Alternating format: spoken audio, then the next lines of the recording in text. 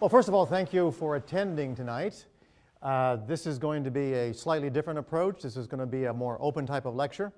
And what I would like to do is to begin with what the future will be. And this is what this particular presentation will be like. So this is the human brain, as you probably have seen on many occasions, but in actual fact, that's not the real human brain. The human brain is alive, and if you measured it, this is what it would look like. Those flashing patterns you see there are the actual activity of a real brain. We've taken an EEG, quantified it, and we can actually see the activity taking place over the left and right hemispheres. The yellow and the red that you see is effectively what's going on as the person is sitting quietly. There's microstates going on here, being recreated every 20 milliseconds, 50 times a second.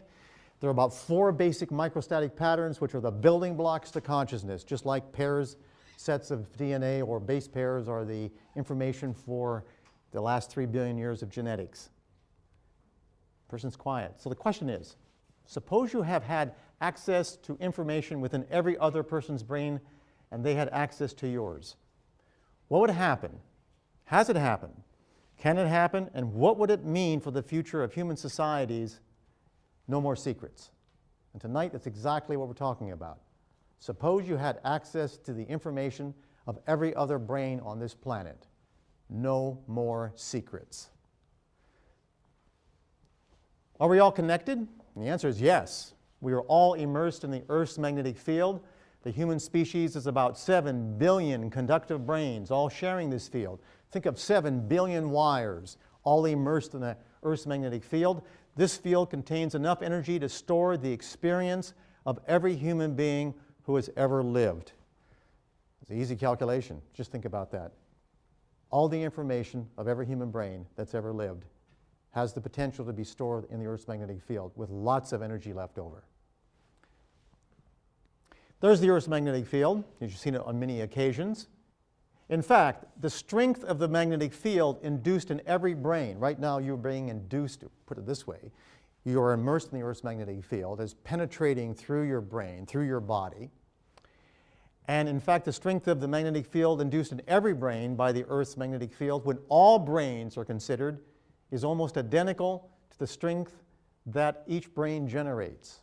Your brain generates in the order of about a picotesla, which is about a trillionth of a Tesla, much weaker than the Earth's magnetic field. But that's the operational intensity. But what does it mean? It means simply this. Such convergence produces the conditions that allow global resonance and the possibility of a human hologram. That is, 7 billion brains, basically immersed in the Earth's magnetic field, all with similar intensities. The whole equal the sum, and the sum equal the individual equal the sum. That sets up the conditions for a hologram. Calculations suggest that the time required for an event in one human brain to diffuse into all other human brains on this planet would be about 10 minutes. And it would recur primarily during dreams or during altered states. In other words, you can actually calculate it. 7 billion brains is an easy calculation. One brain, something you're thinking about right now, how long would it take if we're all connected to diffuse to every other human brain on this planet? About 10 minutes, and optimally during dreaming, when the right hemisphere is dominant. So here's how it would look in terms of an animation. Effectively, there's the representation of the 7 billion brains, almost 7 billion. And ultimately, this connection would take place over time in roughly about 10 to 15 minutes, particularly if you were dreaming, because there's something very different about the right side of the brain, the right hemisphere. Now, has there been evidence that such connections occur?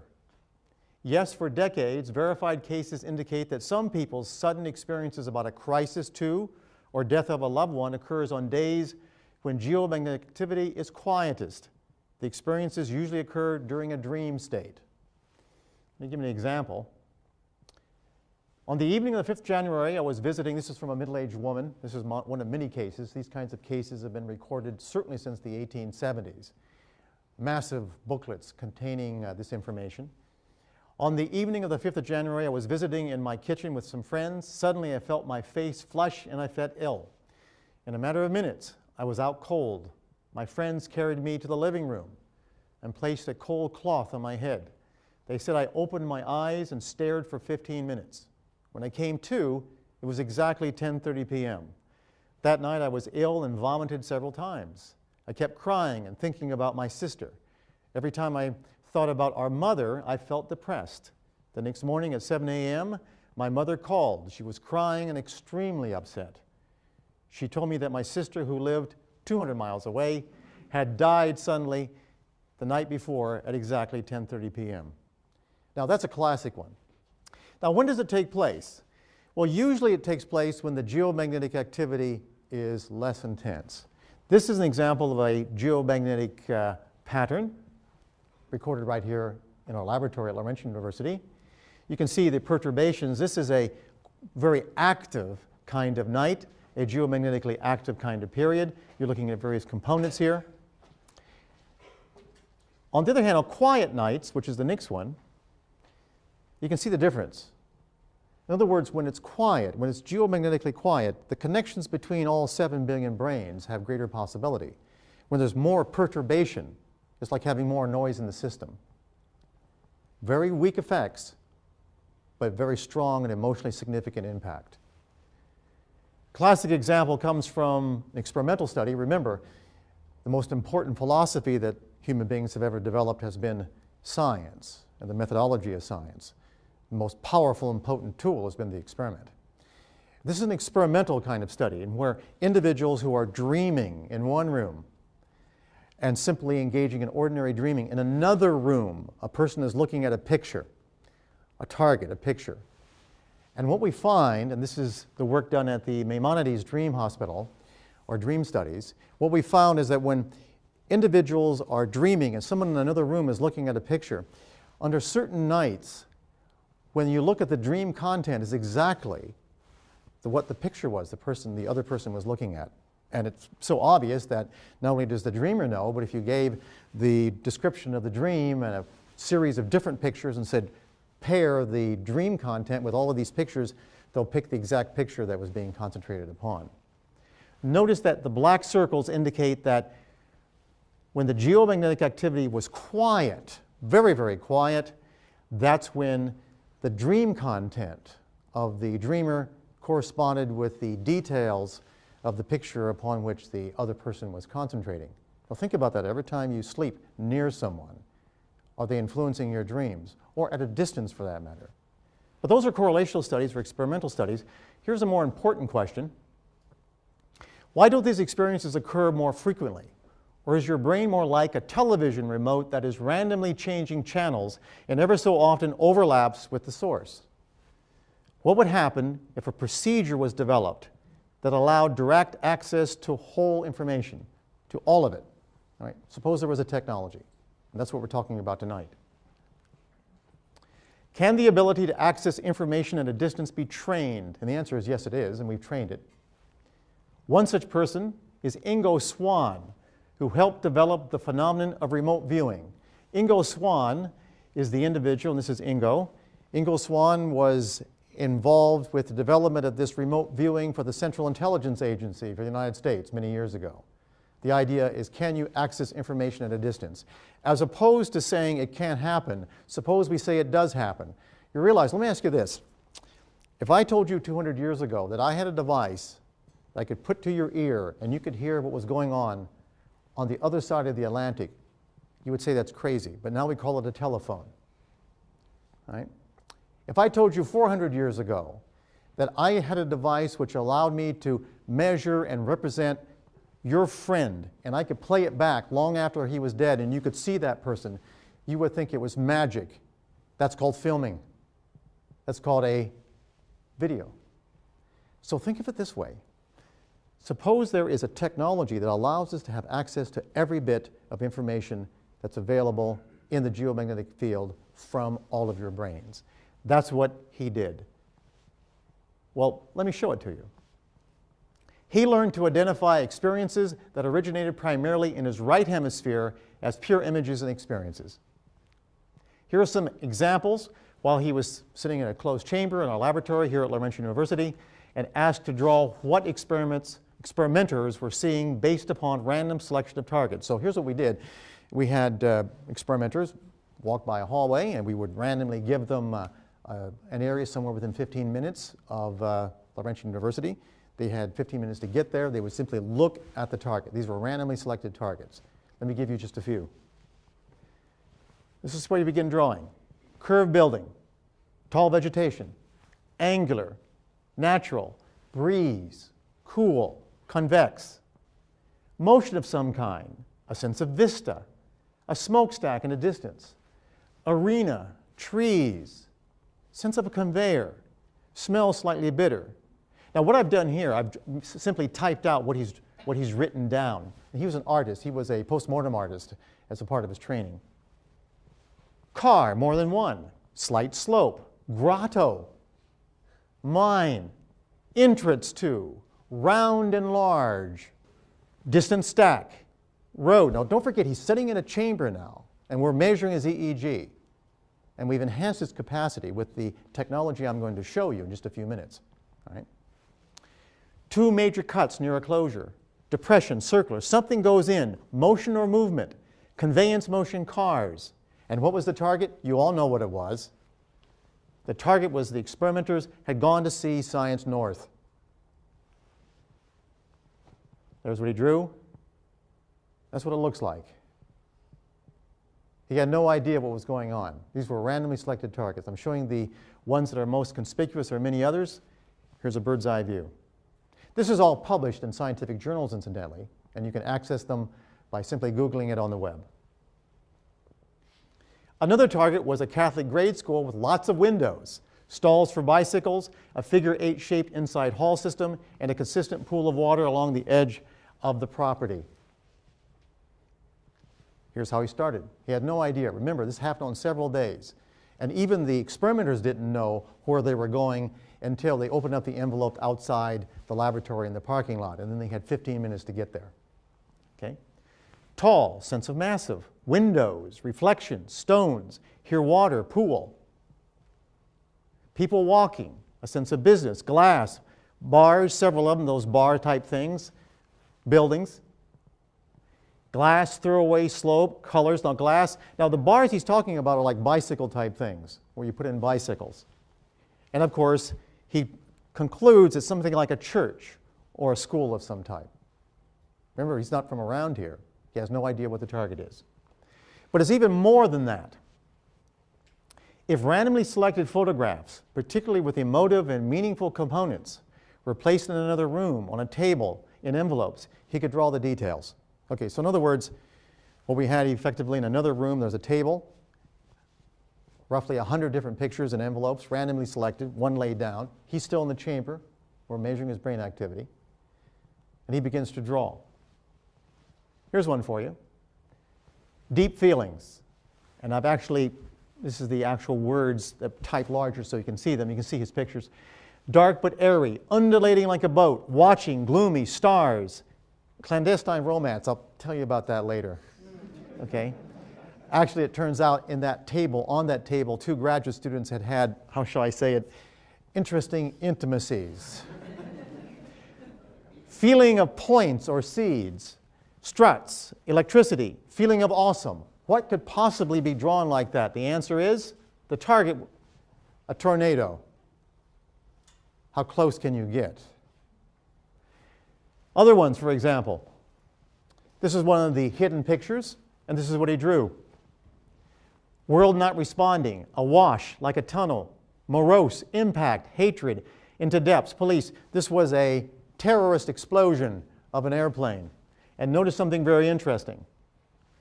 That even down to the components are being drawn.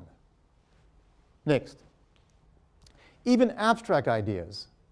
Remember, the whole point is to have a technology which allows access to every bit of information that every brain on this planet has. And this is a picture really abstract looking.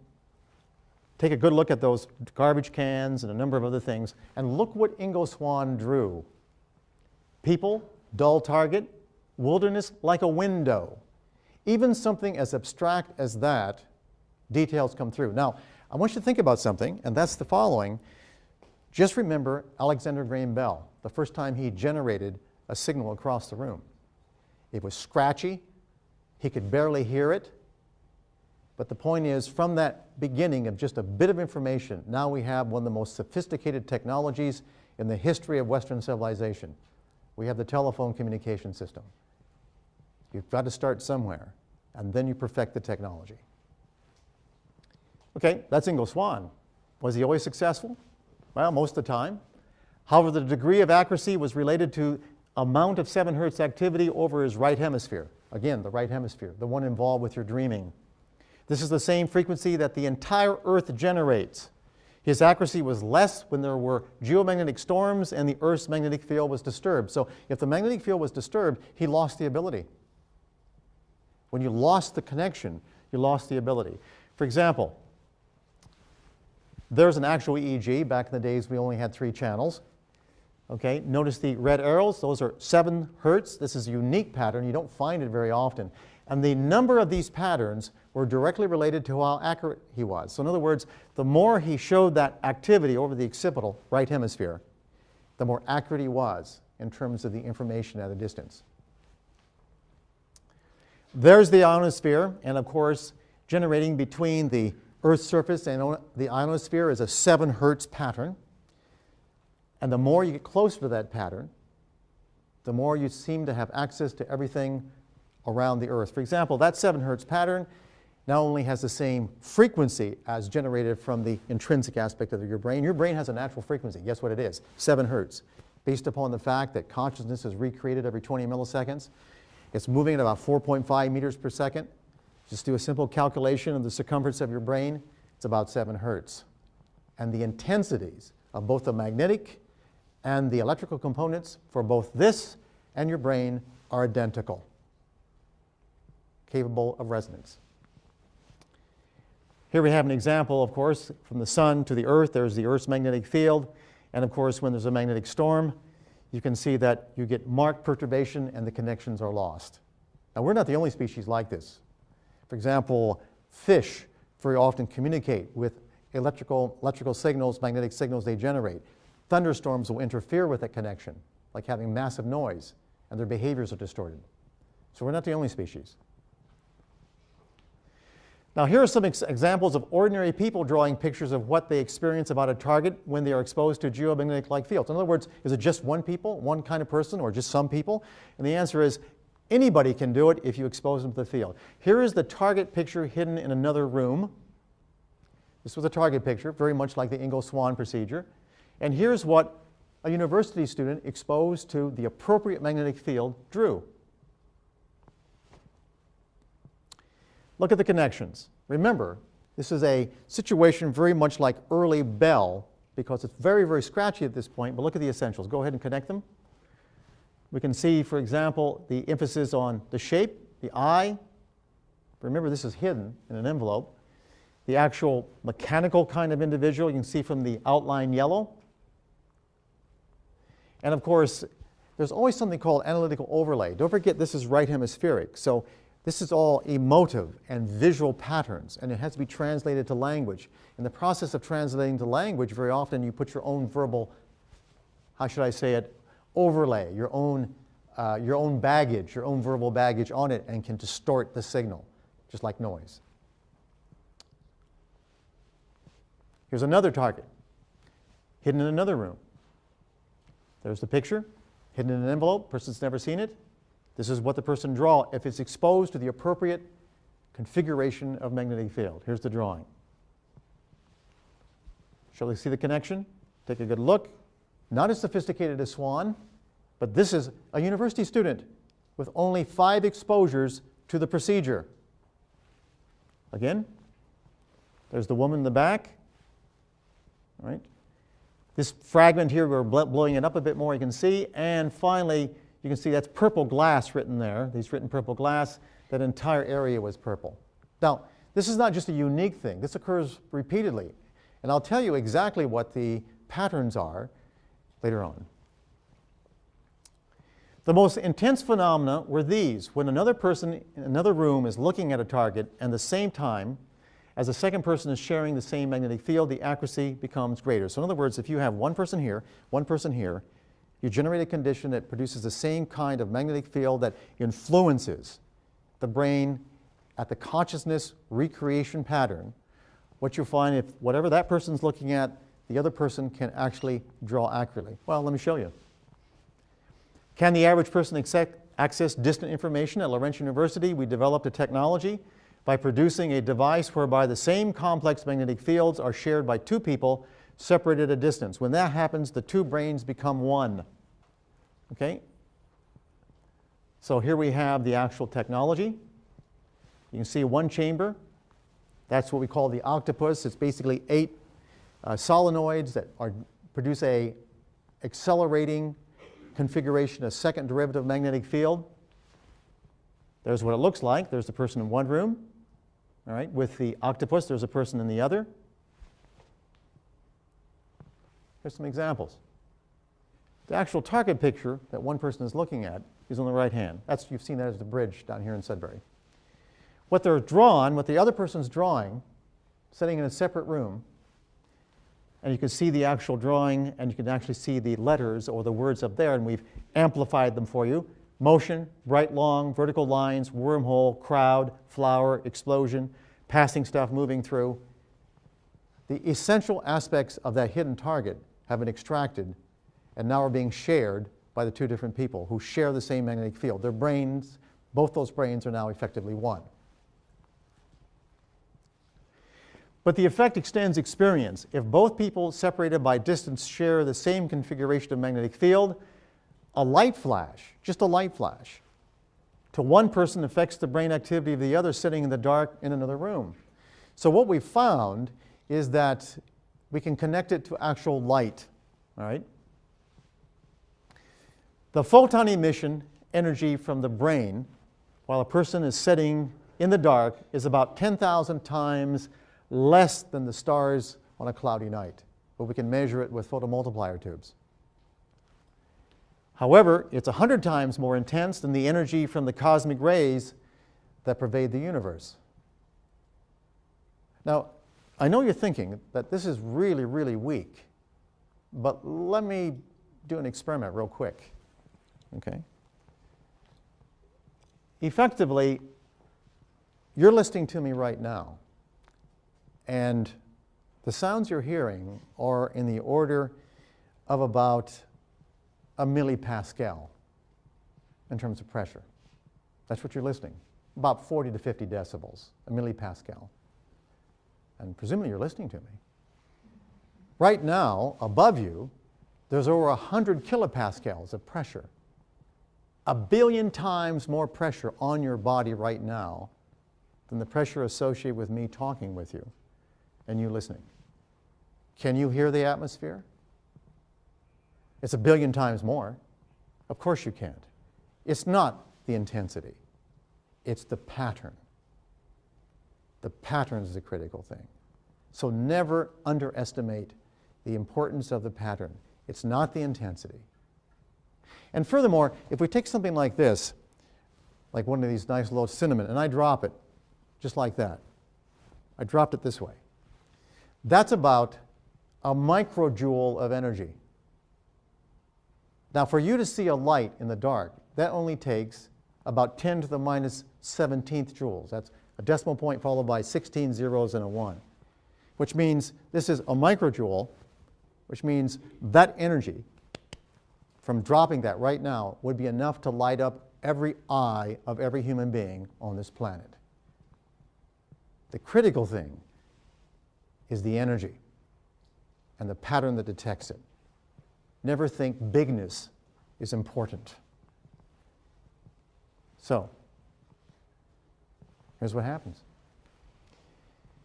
If, for example, we have one person in one room having a flashing light, another person in another room completely in the dark, and they only share the magnetic field, a special kind of configurational magnetic field that produces a synthetic consciousness, making both brains the same. When there is no flash in the other room, this person has theirs on the left, that's what's coming off the side of their head. If the person in the other room is seeing a flashing light, an ordinary, dull, flashing light, the person sitting in the dark, their brain also generates light because they're connected, even at a distance. Is there evidence of information transfer? We are now measuring photon emission from the human brain. That's how we think it's working. And you can see, if we took you, for example, and we ask you to sit down inside of a quiet room, and on the left hemisphere, the left side of the brain, right hemisphere, right side of the brain, notice that when the person is simply relaxing and just thinking about casual thoughts, for example, like something easy and refreshing, like how many hours I'm going to study tonight. On the other hand, if on the focus you say, okay, now I want you to think of white light. Just think of white light. Right? That's all you have to do. Notice the left hemisphere doesn't do anything. The right hemisphere, if you're relaxing, doesn't differ. The vertical axis is the amount of energy, and I can tell you what it is about 10 to the minus 11 watts per meter squared. All right. You can't see it. You need a machine, a photomultiplier tube to see it. But notice on the right hemisphere, when you ask a person to just think of white light, notice that under focus on the right hemisphere, there's almost a doubling of output. That's right. And now we know in neuroscience that it's very likely, Bocan and other people have actually shown this, that there's light emission from retina, that when you're actually thinking about white light, there's just not action potentials and neurons firing, there's actually photons being emitted within your brain. Right? Actual photons, and we can measure them. The minute you have photons, you have access to almost everything. Right? Now, when there are photons involved, the phenomenon of entanglement becomes real. This means that what happens to one person is reflected in another, regardless of space or time. Here's an animation of what we're talking about. That's entanglement. In other words, entanglement means that effectively, the minute you have two people connected, photons here and photons here, we really don't know right now when that photon is flashing in the other room, is it the same photon that shows up in the other person's brain instantaneously, or there's simply entanglement. But if you have entanglement, you understand what that means. That means you have information at a distance. You change something here, you change something here instantaneous. Already physicists are doing this. They call it teleportation because they're a bit more dramatic. All right.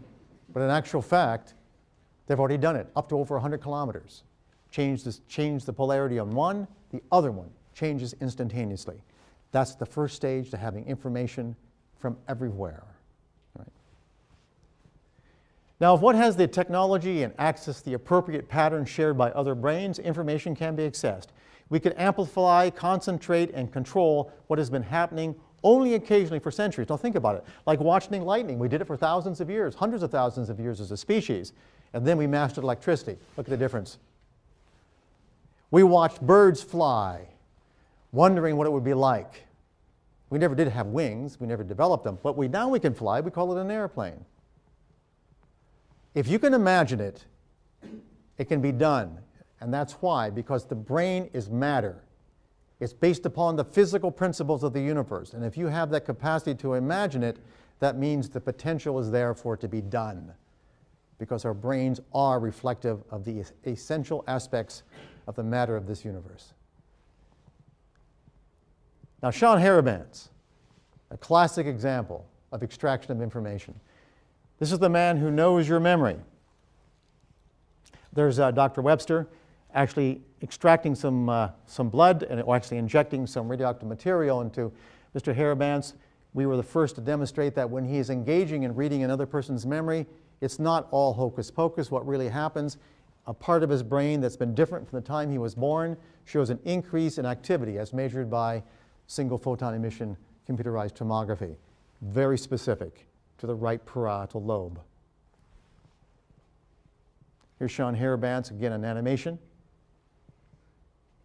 He's looking at a picture. All he has to do is look at a picture of the person about whom he's talking, and he begins to talk about the person's past, often embarrassing things that only they know. How can that be done unless you have access to memory? Right? It's not written anywhere. We made an extraordinary discovery about Harabanz's brain. The energy associated when we measured, don't forget, the experiment, most powerful tool we've got. You can speculate until you get extraordinarily enthusiastic to the point of inebriation, but unless you've got the experiment, you don't know. So we've actually did experiments. We brought him up here. We've measured him repeatedly. Okay. We made an extraordinary discovery about Harabanz's brain. The energy associated with the small decrease in the Earth's magnetic field around his right hemisphere. We were flabbergasted when we put our magnetometers around his head. His brain actually distorts the local magnetic field. Small amounts, but measurable and reliable. Okay? It was equal to the energy of the light emission from his brain. You think that light emission was interesting. You should have seen the photomultiplier tubes when we put it around his head. The needles are visibly showing increases in activity. And the more the photons increased, the more the magnetic field dropped. And that energy was equal to the activity of the neurons. We actually calculated the number of neurons that he was showing activity by looking at our quantitative EEG. In other words, conservation of energy. The longer Mr. Harabanz was close to the subject, the more the subject's brain began to show the patterns of Harabanz's brain. Let me give you an example. Harabanz and the subject. This is our EEG. Okay, single channel, obviously we do 1020. Okay. But notice that as he sits there, they become more and more synchronous. At that point, when they become synchronous, he actually begins to extract information and begins to tell information to the other person, the person sitting there, information that is only they know about. Now, if you haven't heard of Harabanz, well, let me put it this. There used to be an ex-leader of Iraq who hid in a hole.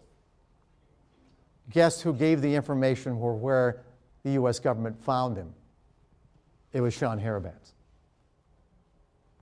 The point is, if you have access to information, you can get it from anywhere. But we have to know what the mechanism is. Well, right now you say, that's unbelievable, Doc. That's so far-fetched. Well, let me ask you this. If you now have a radio system that's really, really good, you can pick up a channel from anywhere in the world. 500 years ago, if I'd have told you that, you'd have said that was crazy. We think his brain became connected with the brains of the people nearby through the Earth's magnetic field. Something like this. It seems to only work when he's close. Okay? So as he gets closer and closer, and we see it, we repeatedly, time after time, the more they're close to Harabanz, the more their EEG activity became like his. And we suspect that what happens is he began to extract information. I'll show you how in a second.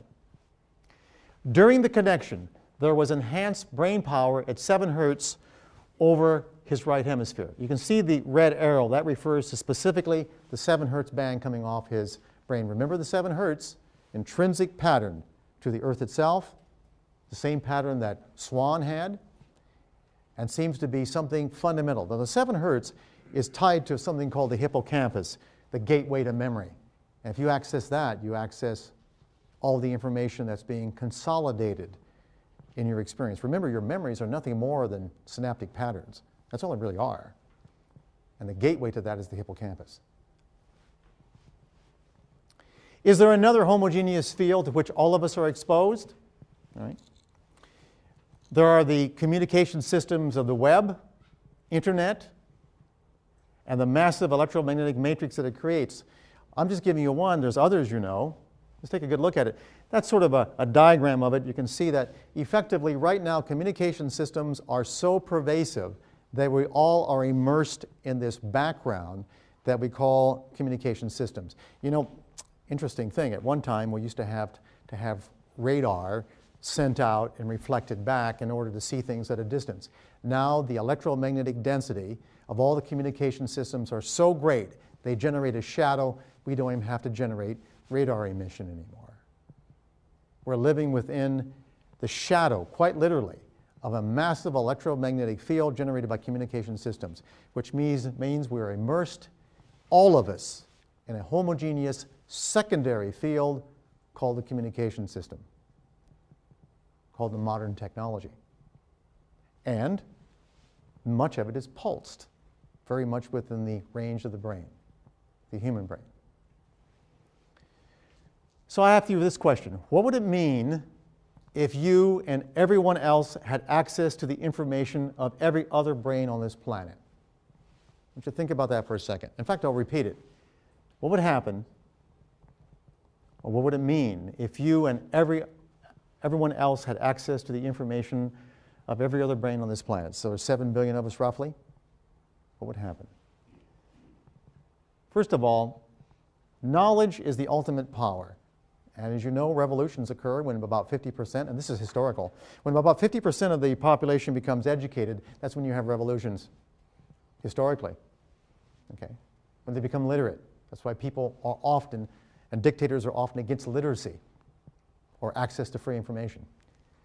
But what would happen? Knowledge is the ultimate power. First of all, the control of populations is based upon a few having discretionary information over the many. Call them governments sometimes, right? Or administrations. Okay.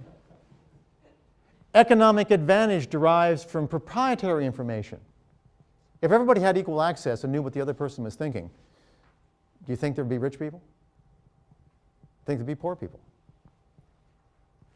And finally, the success of governments depends upon sequestered facts. Do you really think governments could have their power that they have right now if you knew everything they were doing? Of course not. We have seen the impact of leaking information through the web, haven't we? It's enough to make some people want to take the person who leaked it and bring them back and basically prosecute them for treason or some other kind of confabulated reason. What would happen if you had access to all information from every other human brain through a new technology that is now being developed? And the answer is no more secrets. Thank you.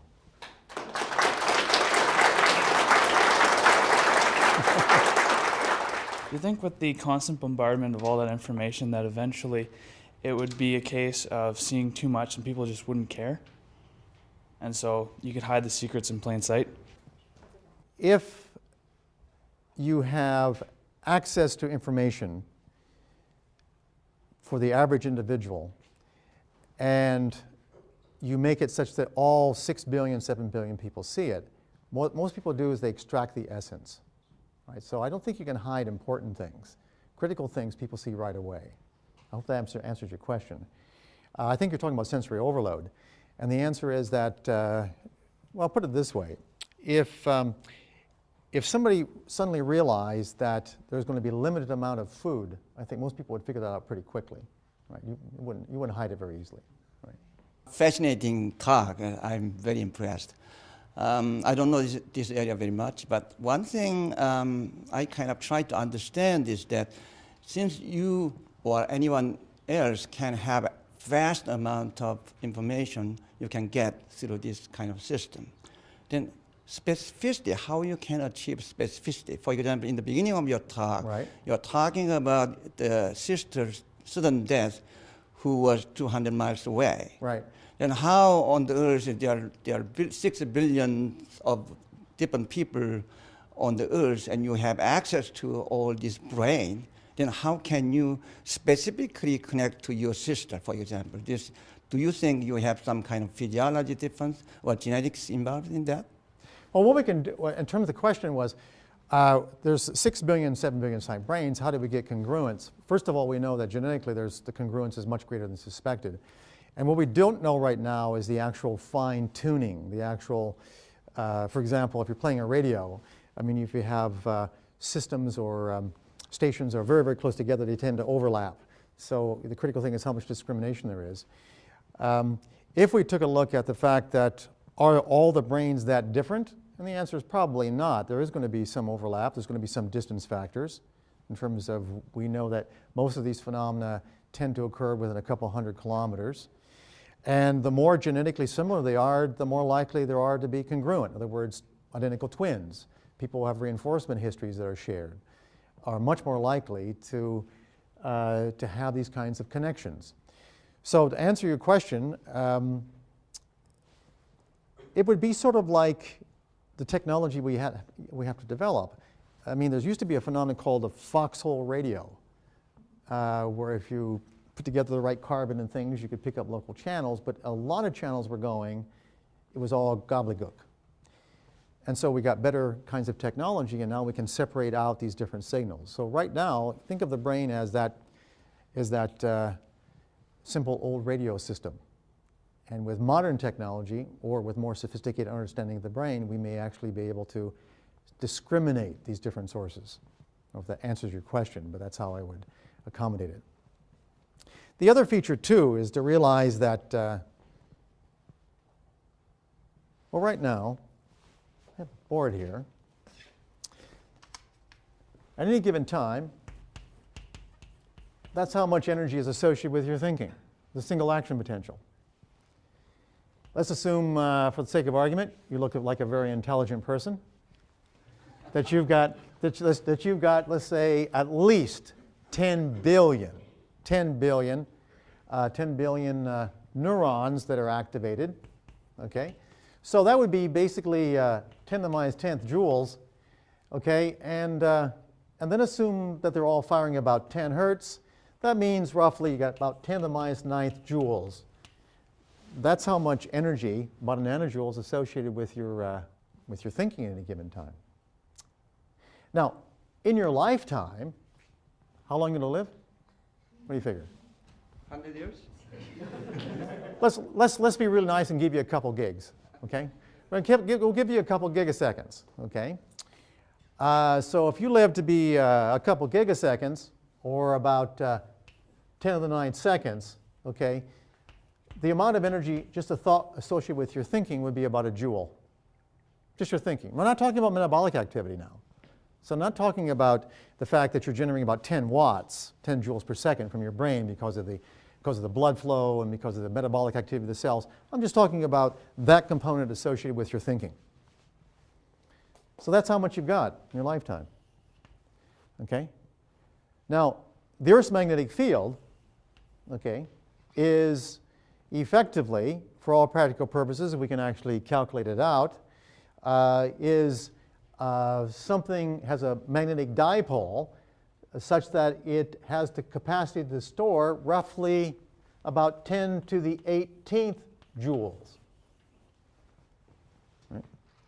So that means that for all practical purposes, whatever this information is, all right, and let's multiply by the number of people on the planet, we got lots of information to store, lots of energy potential to store it everywhere. You're right, the critical thing is how to get it back. That's the hard part. Right? So really, if we talk about the energy involved with your entire life, my life, right? All the neuronal activity associated with memory, it's only about a joule, okay, just the electromagnetic component. And if it's represented within the energy of the whole Earth's magnetic field, I showed you earlier, you could store every memory that ever existed. The critical thing is the access. That's the hard part. So what you're saying, if I understand correctly, that your brain can store right. all of this information, but when you need to have access to specific target, what you're saying is you can have that. Well, effectively, what we're saying is the following, is that, well, let's take your brain. You look like you, just a second. Yeah, okay. All right, let's take a look at your brain. Your brain, for example, probably has close to something like 10 to the 13th synapses. All right, 10 to the 13th synapses. That would be a good guess. And you could talk about that as the upper limit of information. Okay? So you're getting into the terabyte range. Okay? I guess the big thing in terms of differences is those shapes. All right? That's how many synapses we all have, at least in the cortex, cerebral cortex. But the other feature is everything is slightly different. Okay? Now, that's the specificity. That's going to be the hard part for now. But with computer technology, it makes it much easier to model. In order to preserve secrets, is it possible for, say, governmental entities to induce a condition much like a geomagnetic storm artificially? Well, actually, I'm going to answer that question because we've actually done the experiment. Ingo Swann, you saw his data. And we actually decided to see if we could block Ingo Swann. And so what we did, and you're going to love this, guys, what we did is we had the targets in the other room, and we had our solenoid here and our solenoid here. Okay, so here's a solenoid generating a magnetic field. And incidentally, if you really want to understand the nature of how this works, consciousness is a second derivative. It's a rate of change. And the minute you begin to play with that, as we have in our laboratory, you begin to alter consciousness capacities. People are aware of things they're typically not aware of. We've done this on many occasions and published elsewhere. But for Swan, what we found is that he was tremendously accurate. But if we generated a magnetic field across the target with a function generator or with an ordinary kind of DOS system, nothing happens. The only thing that blew it away is if we use Windows. If we use a Windows-based system, if you've ever seen Windows, next time you get a chance, go ahead and do a spectral analysis. Windows saturates every frequency. It blows away every frequency. And that was the only time he could not detect, is when we used a magnetic field generated by a Windows system. Okay. So that tells you something, doesn't it? It's a great insulator, a fantastic insulator.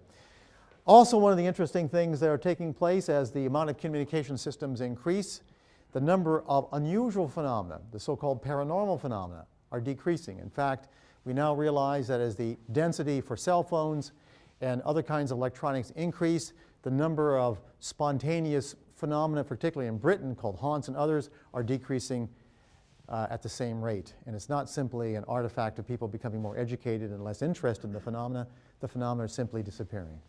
So if we start with the assumption that there's a materialist basis for consciousness,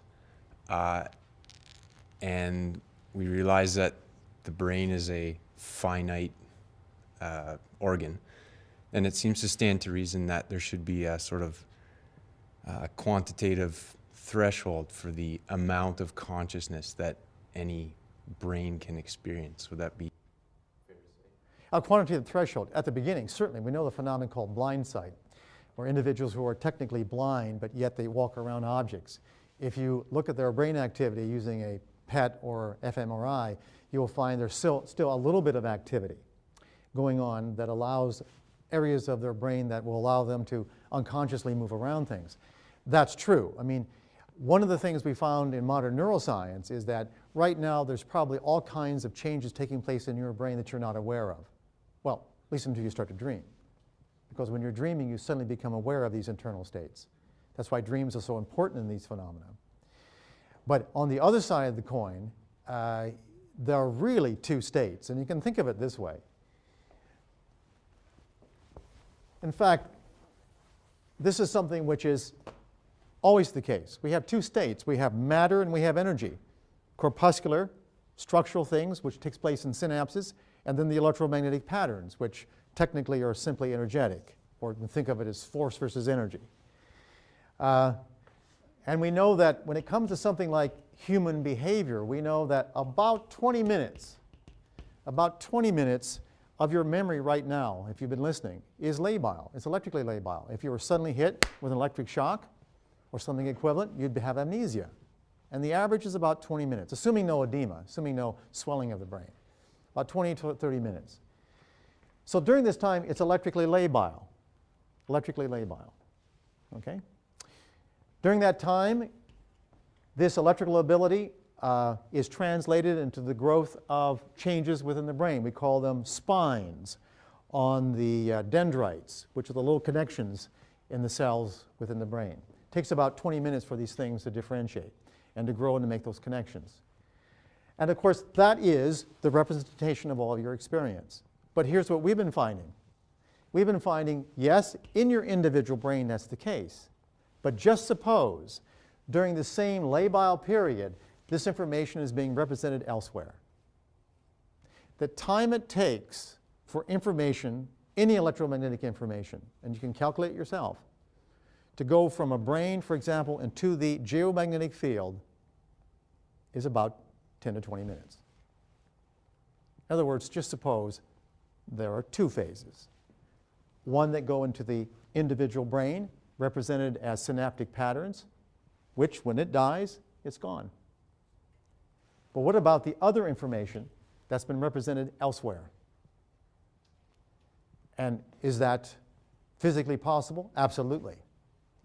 Does the Earth's magnetic field have the capacity to store that energy? Very clearly. What's the mechanism? That we don't know. But it's going to be like a hologram. Something like a hologram. So just working on the basis that the extraction of information is photonic based. And well, that would have to take into account all the quantum mechanics behind that. So without really bringing up cats in boxes, how can we be sure that we're actually extracting information by sending photonic light into someone's brain without actually changing the information? It's like, let's say, like everybody starts building cerebros in their own bedrooms or whatever. Okay. And we're starting to. Chat with me later. I think we have a plan. And everybody's starting to infiltrate each other's minds. Are they actually changing that other person's mind? Or are you actually just seeing the image? Because it's like chicken or the egg.